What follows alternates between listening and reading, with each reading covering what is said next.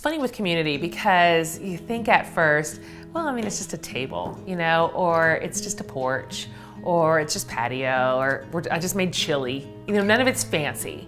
None of it feels intimidating. It all feels kind of simple and safe, and it's a great place to start with community. Anybody who ever tells me, I'm really lonely, I'm lonely in my town, I'm lonely in my city, I'm like, can you make a hamburger?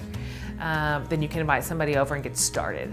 And what I've discovered is that what may start really simply and even superficially around a table or on a porch gives way pretty quickly to holy ground, to really sacred territory. I have had the deepest, most vulnerable, raw conversations of my entire life in those simple spaces with people who've been invited in long enough to where those relationships develop into something so true and so tight and so committed to one another that now there is nothing literally off the table. There's nothing off the table, no conversation, no struggle.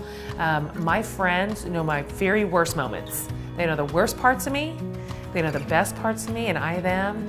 And so for people who are really longing for the depth of community, just remember it doesn't start at the finish line. It starts around a table. It starts around a porch. Everyone's got one.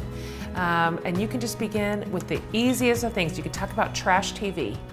And I promise you, you do that long enough and your conversations will deepen and you will find yourself in no time friend rich.